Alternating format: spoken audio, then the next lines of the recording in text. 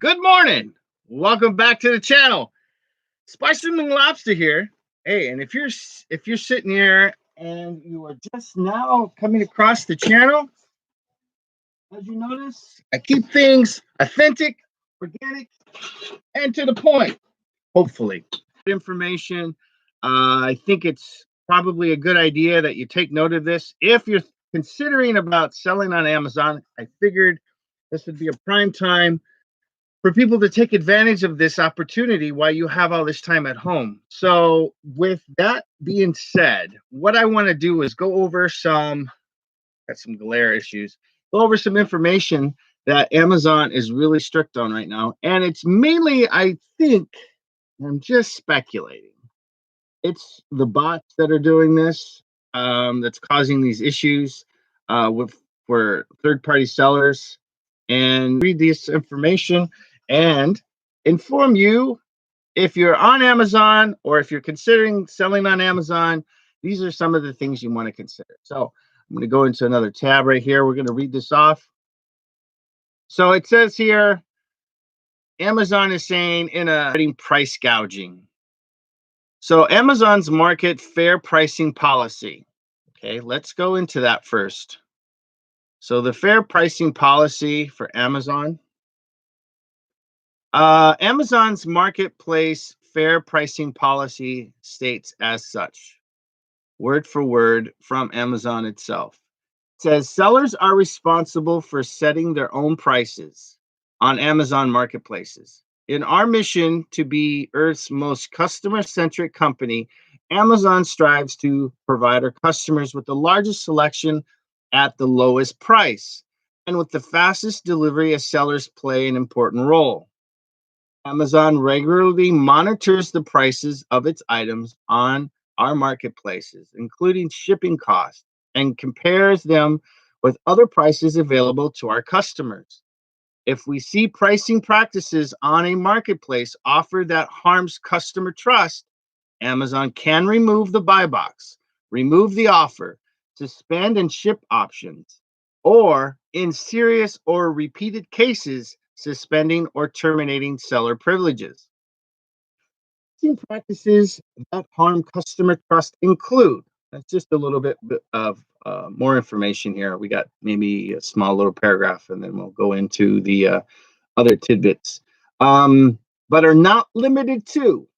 So there's four little bullet points that they've set out. So practices that harm customers' trust, but are not limited to setting a reference price on a product or service that misleads customers. That's number one. Number two, setting a price on a product or service that is significantly higher than recent prices offered on or off of Amazon. So, for instance, Keepa.com and Camel are good references to see what the prices were. I think up to over a year or so. It might have been just up to a year, maybe 2 years, or the life of the product.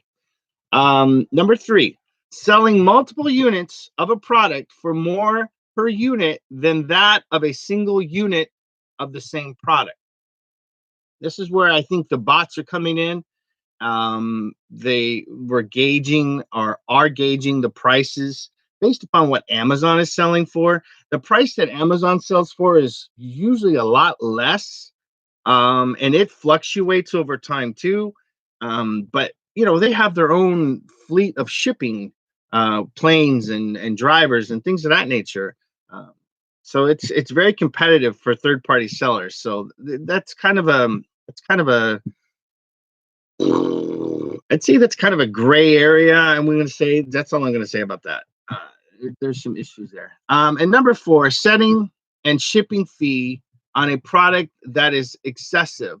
Amazon considers current public carrier rates, reasonable handling charges, as well as buyer perception when determining whether a shipping price violates our fair pricing policy.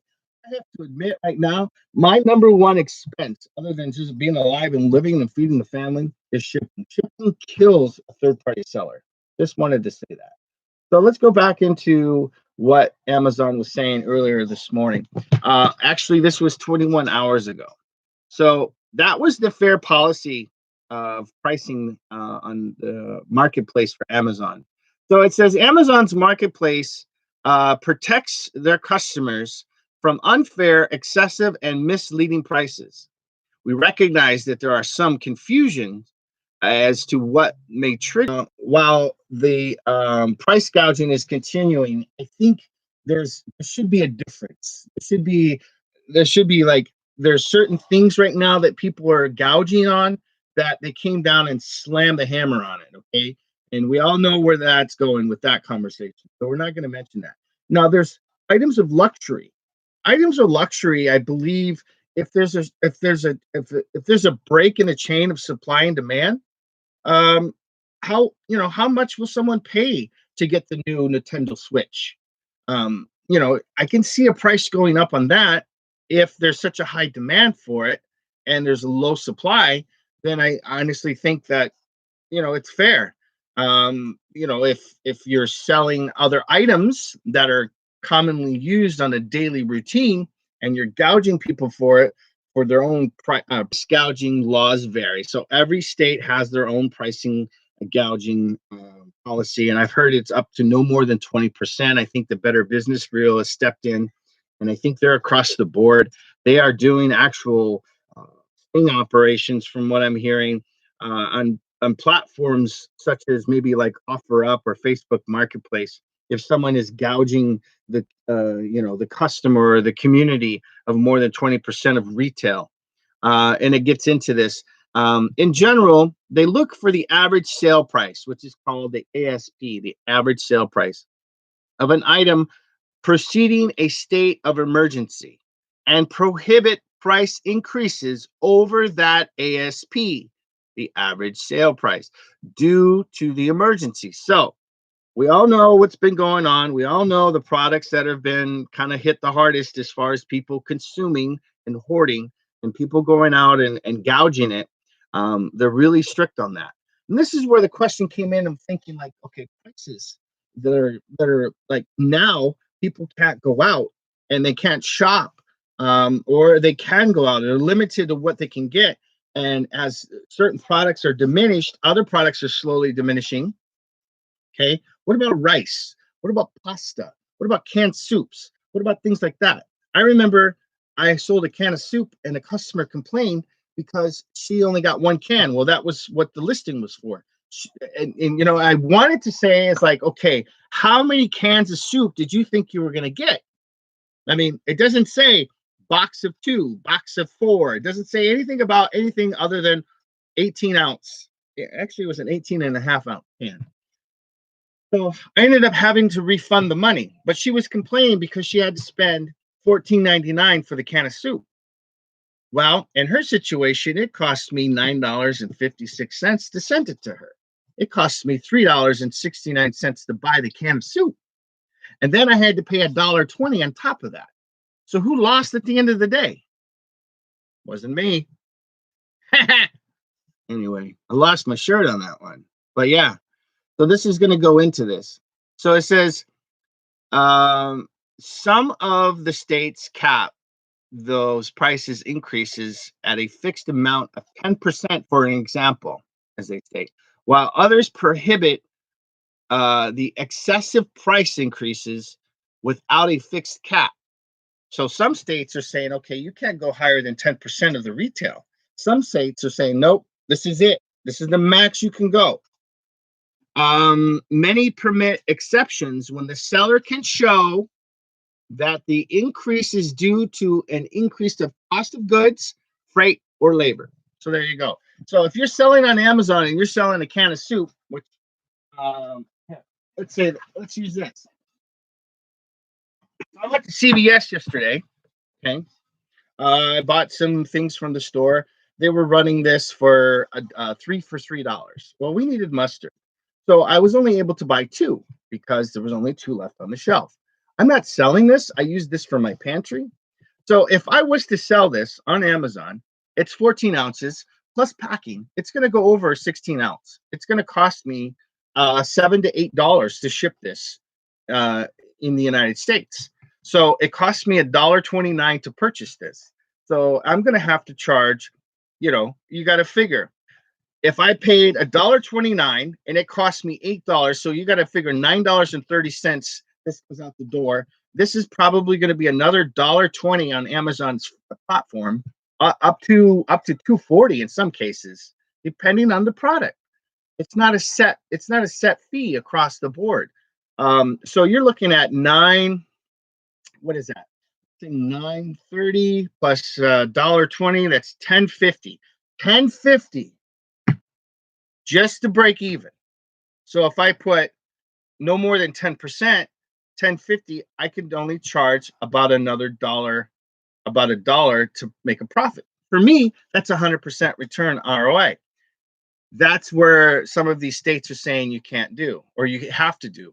Now, are you going to sell this to buy it for $1.29 to make $1? If you had maybe, I'd say, a couple cases of it, sure, why not? But not two. That's just an example.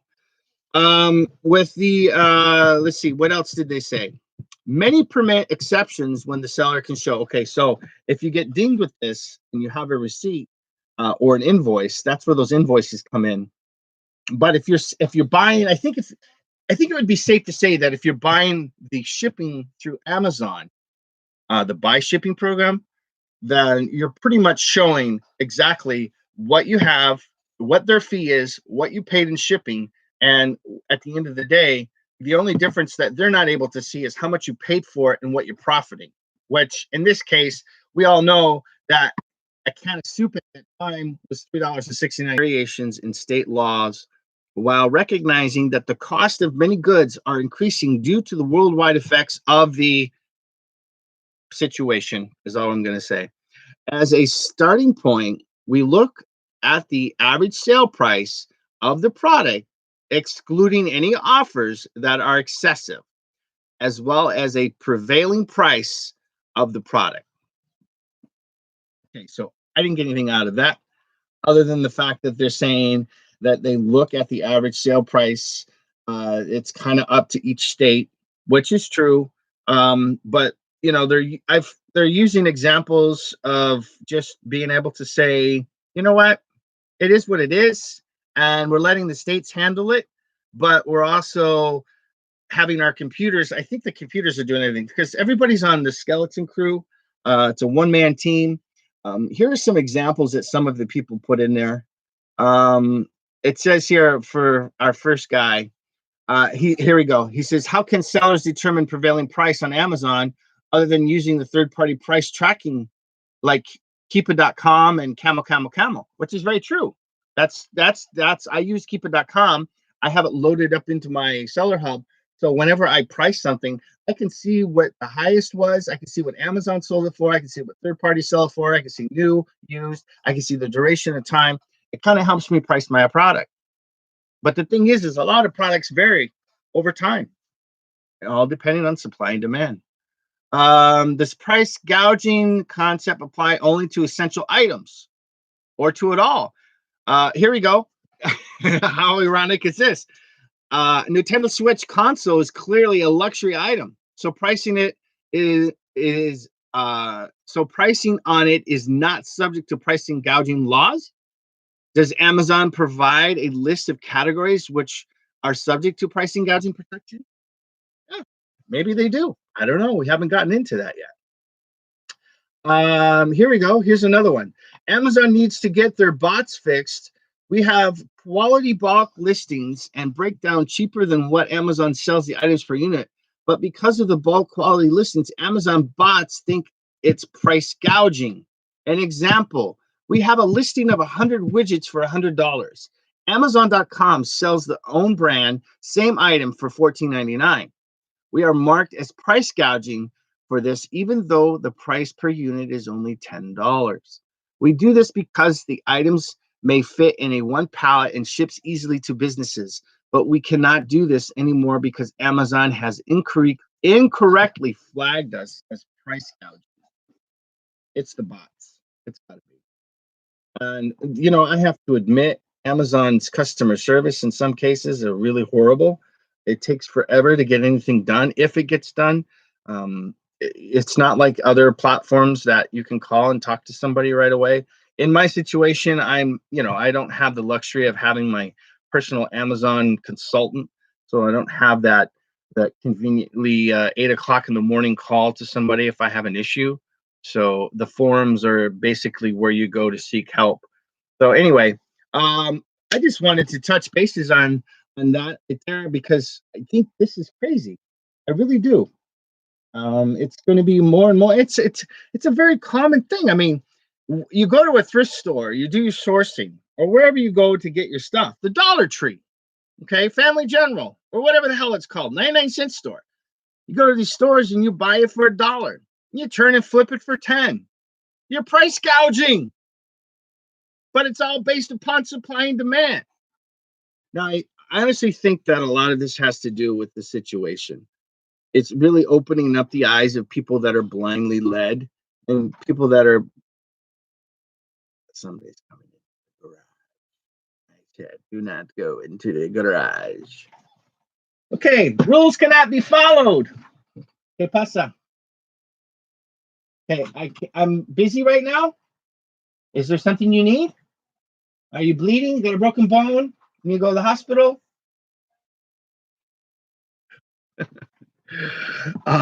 So anyway, I just wanted to share that with you guys. I didn't mean to ignore the chat. So Kathy, hello, how are you? Kent, Ainsley, Landshark Picker, Eric, Gary. Let's see who else is in here. Let's see. I hope everyone's doing well. Let's see. What do we got? Yeah, it's the price you sold it at. Yeah, Gary, it's good to see you too. Makes it unique. There you go. So we caught up with that. So yeah, the whole idea of the even with eBay doing it and now Amazon's been doing it, it's a little disturbing because I'm selling goods over here and I have to sell it way less and take a loss. I have to take a loss. And what's the point of selling if there's so much competition? Okay, there's certain things you can sell, and there's certain things you can't sell. I bought things a year ago, and now all of a sudden I'm being ungated in it. But I've moved it and relocated it to another platform under Amazon's guidance, or whatever you want to call it. So the Amazon.ca.com is a good platform, and in some cases, what you can't sell here in the States, you can't sell in Canada. But here's the secret, guys and girls. There's a lot of competition in the United States in Amazon.com. Not as much as there is in Amazon.ca.com. Now, you can ship an item. Now, here's the thing. You can ship an item to Canada for under 4 pounds for about $20. And they pay for it. You make the Canadians pay for it. Sorry, Canada, I love you, but it's cost a lot of money to ship, to you guys over there. So I do apologize for that, but they're willing to pay for it. And now my research that I've done is, here's the thing. Canadians are happier. Canadians have extra money. Canadians want to be like Ike. They want to have the luxuries that the American population has. And you know what? In this situation that we have right now, I've come to understand that it's disturbing. It's erupted into a situation. And this has been going on for years. Over 100 years ago, there was a situation that occurred during a wartime situation called the Spanish flu. What happened there? Go do your research. Find out what's up. You'll find out. A lot of people were taken for that one. Okay. Now, what's happening? A lot of things are happening. There's going to come a time now. Here's price gouging for you. You ready for this one? Okay. So we're being lectured on reselling. Well, that's how a lot of people make money. Right now, resellers are the only ones, along with other businesses, obviously, too, that are really surviving based upon their money piles, their debt piles that they have behind them. in a room somewhere, in a closet, at a storage facility, in a garage location and buy a product because it's limited. That in some cases you have to be of this age group to come in the morning time, and then later on other people from the different age groups come in and do their shopping. People are starting to use Instacart more. People are using Uber Eats and to-go food orders and things of that nature. You know, I never would have thought that this would have been such a huge situation. But now, just think, I have to stand a distance away from everybody when I go to the bank, which is fine. I'm prior military. I'm used to having that conformity, that regiment. But wait until they start closing all the stores of essential needs. Online shopping is going to be the way to go. If this continues, price gouging is also going to continue. I don't get it. I don't understand it. I'm confused. You know, you've gotten $2 trillion plugged into the society to help the economy. That's being affected. Yeah, there's a lot of things going on. I get it. A lot of people are losing their lives. I get that. It's sad, you know. But the thing is a loaf of bread, it's going to cost about $8 for bread.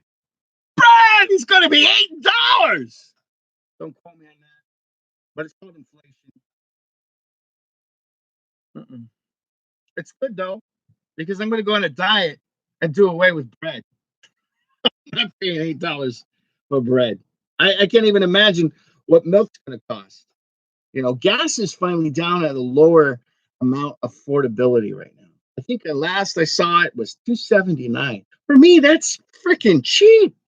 I remember 20 years ago when I had my landscaping business, I priced my time. Yeah. Telling you, if I get that stimulus money, I'm gonna buy stocks. I wish I had it in my hand right now because I'd go buy oil. That's what I would do. It wouldn't be much. I probably wouldn't get much. But oil would probably be where I would probably put it. Denise, thanks for coming in. Appreciate you. Oh, they got Mac over there. Hey, Mac. Mac had a good video, guys. Go check out Mac. He had a very good idea about the Operation Neighbor. So if you're subscribed to Mac, go check out his video he did. I think that's a great idea. Hanging something white, in the window to let everyone know. He had mentioned some numbers there in Tennessee that are saddening. We on average, Mac, we have one a day just on the bridge here in San Diego, just on the bridge, one a day decides to go swimming. Yeah. It's not a very happy time to even consider that statistic. So it's saddened. I'm saddened by it all. Let's see what else. So now that we got that out of the way, so again, you can't do. Obviously, we know that, right? But it's only going to get worse. With everybody getting their stimulus checks. So we got some updates. So some bright side. Let's share the news. Ooh. Okay, so I'm still trying to find out the verbiage and have it in writing for the eviction that I'm pending right now from where we live. Excuse me. We're still trying to figure that out. I saw the monetarium for the city of San Diego, and I think it's sistered up with the current city that I live in. And I think I heard through the federal government it's supposed to be until July 1st. But the city of San Diego is saying the May 31st. But I need to have that in writing so that I can forward that to my landlord, because what they're saying is that even though you're in the process of an eviction or you're being evicted during this time, you still need to work it out with your landlord. So I don't know what there's to work out if the cities and if the federal government's coming in and saying, you know what, you cannot do this. But then the state says, you know what, you can't do this until this time. It's kind of like the whole marijuana thing. It's legal to smoke and grow and all this other shit here in California, but the federal government says, nope, Can't do it. Not good. But so we're still working that. Today we're working this pile of paperwork. I've managed to bring it down to this pile, and we've got other things that we've sorted out. I can't remember where I put it. Oh, here it is. So I've organized myself a little bit better, and I'm taking notes on every transaction. The Cadillac, it's going to get retired. I canceled the insurance yesterday, 2 days ago. Sorry.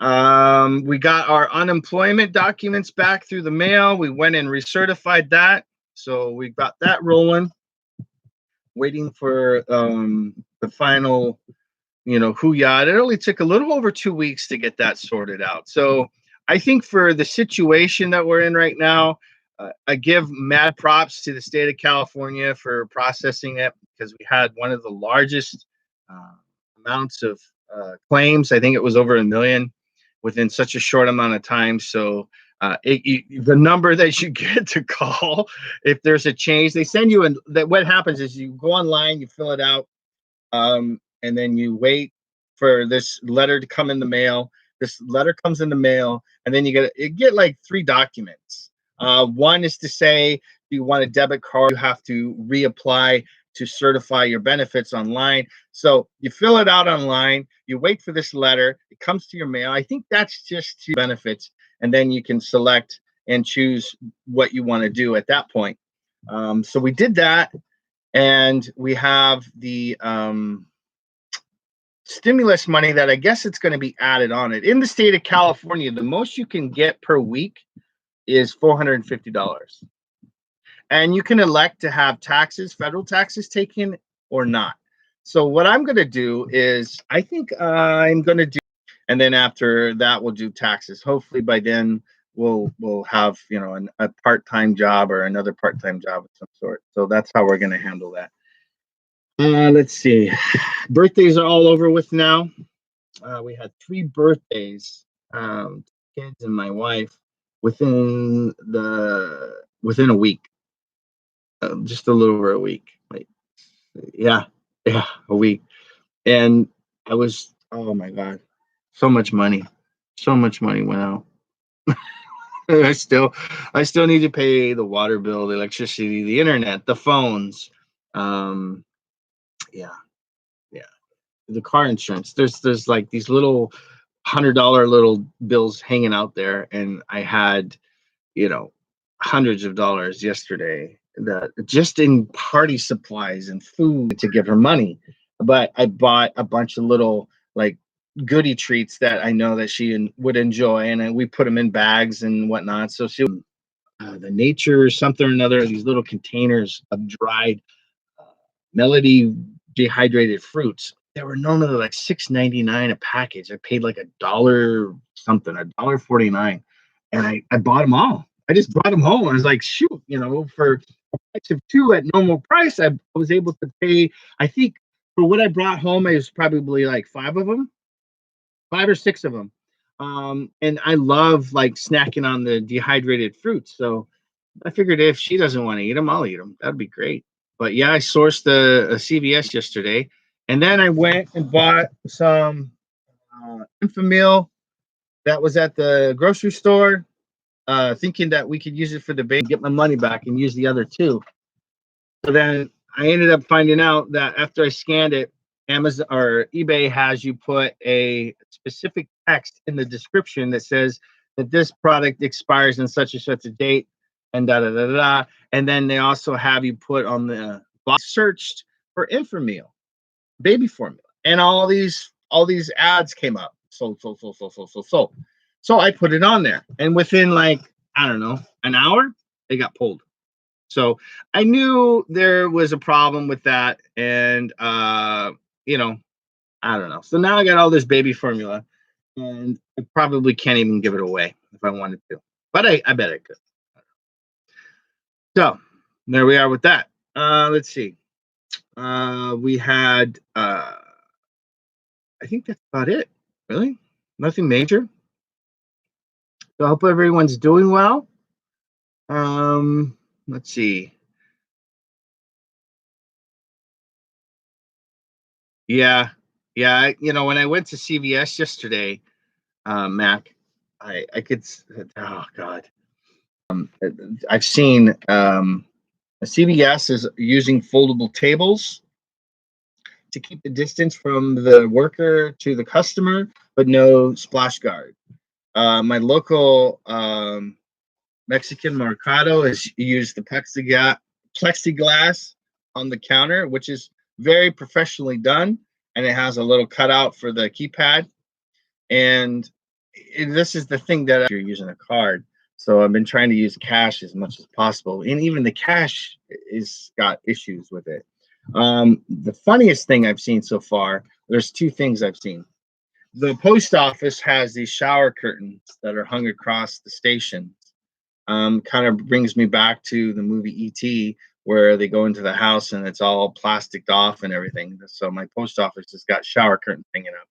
And then my local Vaughn's, where the checkout is and where the cashier stands and where the customer stands, there's just this little splash guard that's cut out. But then there's vulnerability from here, from the top, from this side. I was like, what's that? What's the point of having this here? It's like it doesn't do you any good. You're gonna have to come to work with a Darth Vader mask on or something. But let's see. Plexiglass everywhere. Yeah. Yeah. I think the shower curtain was probably the funniest thing I saw. I was joking with him the other day when I brought my packages in. Speaking of which, I got to get my shipping done. But 11:20. I got a little bit of time. But the joke was that I was going to run over to the Dollar Tree and buy the shower curtains, which I bought 4 of them yesterday for the house. And it's a good thing I looked too. I didn't realize that shower curtains only went. There's the 72-inch ones, and then there's the 30. I was like, what the hell? What the hell is that? It was kind of shower curtain, 30 inches. I was like, what the heck? And all they give you is shower curtains. I guess all that money went to the guy sitting down in the Key West right now. So, but yeah. Oh, as far as my job goes, we got the letter a couple weeks ago, a week or so ago, I think it was. It wasn't even signed. It basically said that the well, here, let's pull it out. I'm kind of glad I have time to do this now. Being able to go through and get everything sorted out and organized the way things should be. I never had time before, and it would really bother me. Like things were just sitting out, and then I thought, there's going to come a time where something's going to happen, and I've got all my stuff laying out, and I need to move or whatever. Yeah, this is basically saying, and I can't even find it. I think I have it out, maybe. Yeah, hold on. Oh, there it is.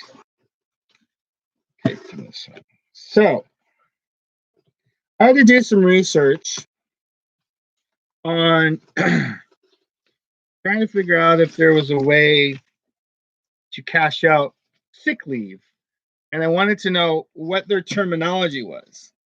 Because what I learned, in addition, before we get into that, so dated March 26th to me from my boss, no schedule during the week of April 6th to the 10th, 2020. Your assignment as an hourly employee will be terminated. Should you believe you qualify for unemployment benefits, please contact the Employment Development Department or go to www.edu.ca.gov.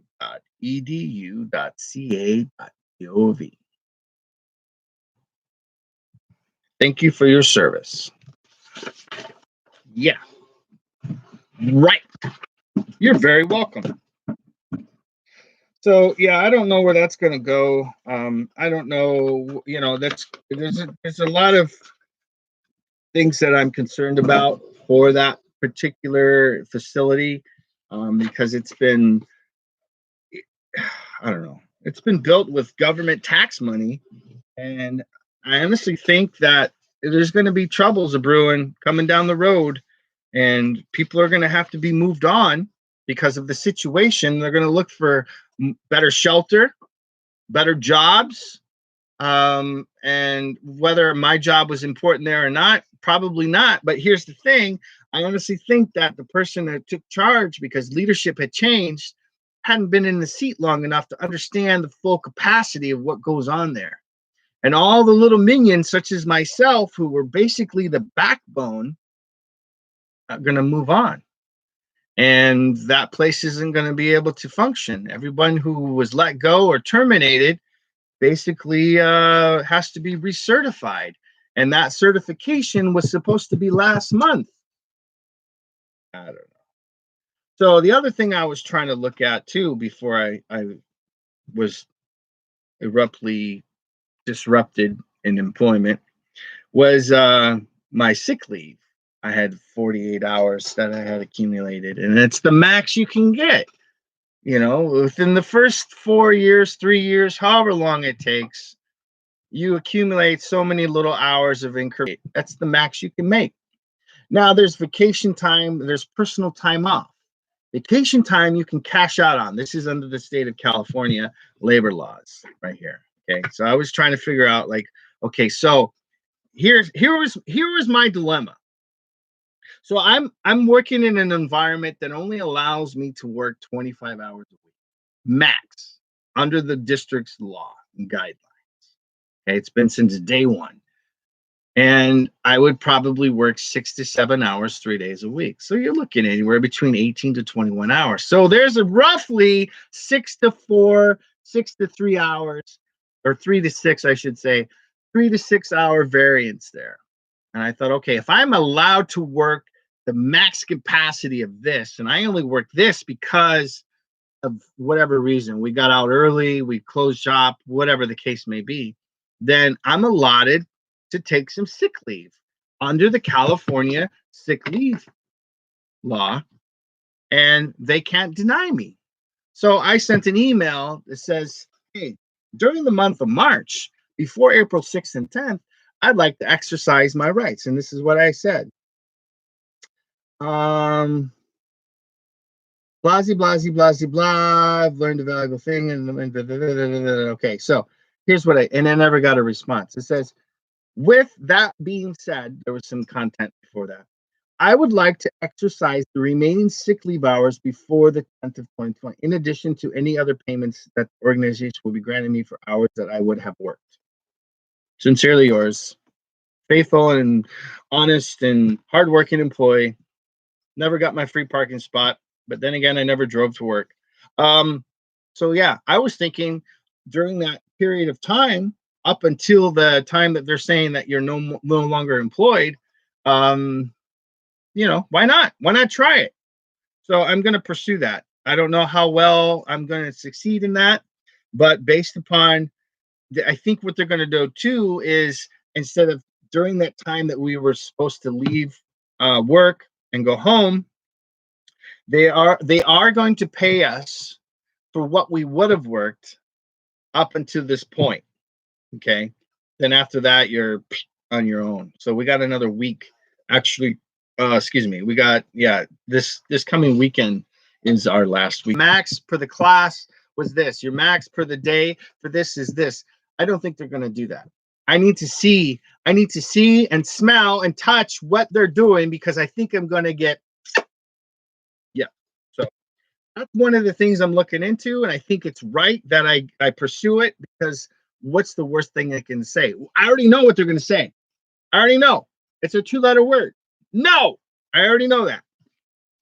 But I'm on it. By the way, this live was not brought to you by Heinz. It's the mustard of all mustards that I also apply to corn dogs, hot dogs, hamburgers, and any other type of meat supplement that I decide to devour when I'm hungry. Spam even.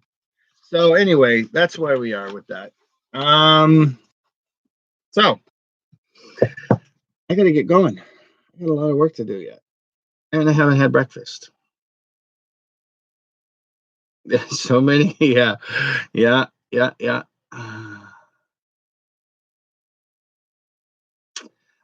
So Gary, what you been up to?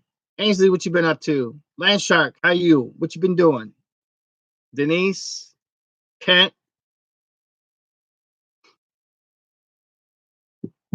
Yeah, I'm sad about my Cadillac. A shame. I don't know if it was the return hose or the inlet hose to the heater coil that popped, but it seems a little compact there in that area where I don't know. I got the manuals for it. I'm gonna probably tinker with it here in the next couple days and see if I can get into there and figure out where the leak had occurred. I might be able to fix it.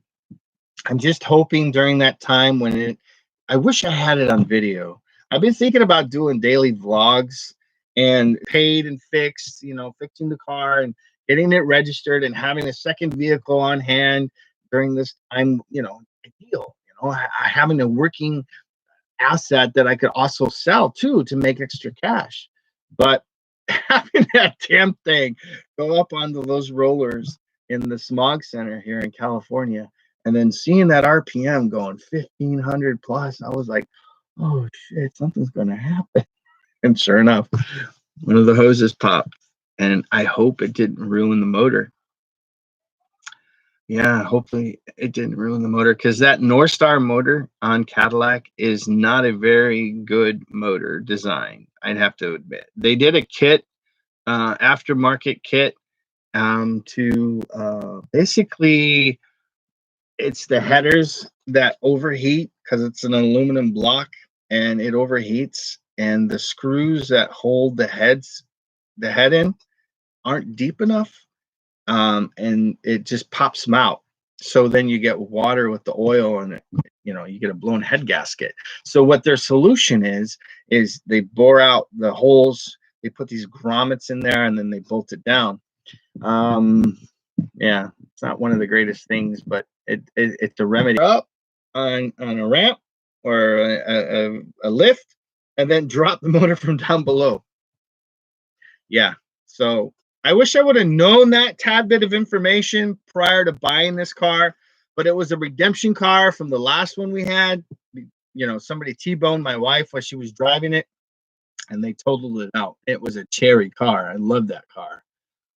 The last two cars that we've had, the Cadillac got totaled, and then I took some of that money from the insurance company. I bought a Land Rover. And maybe that's one of the reasons why I don't want to get rid of the old Pearl out there. I don't know. Whatever. The engine light on the Ford Expedition finally went off for checking the fuel cap. I don't know what's going on with that thing. I've changed it out, given it, new parts here and there where in the evap system, and it still comes up. It has to be the charcoal canister. It has to be. But it says it has a small leak is the code, and I've changed out the hoses, and I don't know. There's got to be something else in the evap system. It's driving me crazy. Speaking of going crazy, my cats are driving me nuts.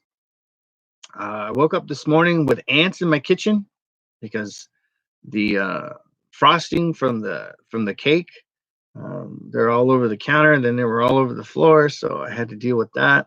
And then I went to grab the mail, and lo and behold, the little water container that we have on the counter with the pour spout is loose, and it dripped all over the counter, and all the mail was saturated. And I keep telling my kids, do not, please, by all means, don't listen to me. Do not put your phone, your iPad, or any of the electronics in and around the area of the watering hole, because things could happen. Nobody listens to me. Everyone complains that I have all these rules. Well, rules are meant to be made to help guide those that can't listen. I don't know. I'm just saying. Don't listen to me. But I guarantee you this: you lose an electronic in my house, not getting it replaced. Oh, so anyway, guys, I'm gonna take off. I've got some shipping to do. I've actually got one of the things I put online just the other day. I had 2 of them. They were some clearance stuff that I had bought at Walmart. And hey, Jen, and I paid $5 for them, and I sold. Let me see what it is. I'll show you real quick. I will show you. Where did I put them?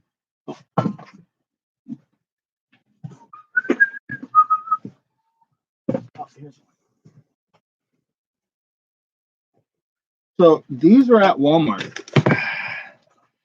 They were on the clearance rack. I bought 2 of them. I only bought 2. And just the 31st, I think it was, just basically competition on Amazon.com was tremendous. But it's going to Canada.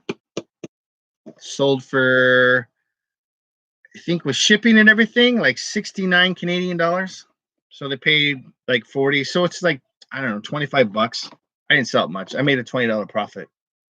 But you know, with shipping and fees and everything, I'm looking at about a 20 bucks. So I made a little bit of money. Yeah, take care, Gary. So that makes up for the soup that I was selling and the candy that I'm offloading right now because I have so much of this candy. I'm trying to just get rid of it. I had to come up with a creative. See ya, Ainsley. I had to come up with a creative way to ship it out cheaper, and I came up with. So anyway, guys, I'm out of here. Thanks for watching, guys. Hope you learned a little bit of something. It allowed me to do a little bit of a rant, and I appreciate you if you hit the thumbs up on your way out. And thanks for watching. And hey, we're at 330 subscribers. We're just Grimes boosted him up the other day with a shout out to him. So Nate is up over $1,000 now. So congratulations to brother Nate, and that's awesome. So now he can do some more. I called him last night.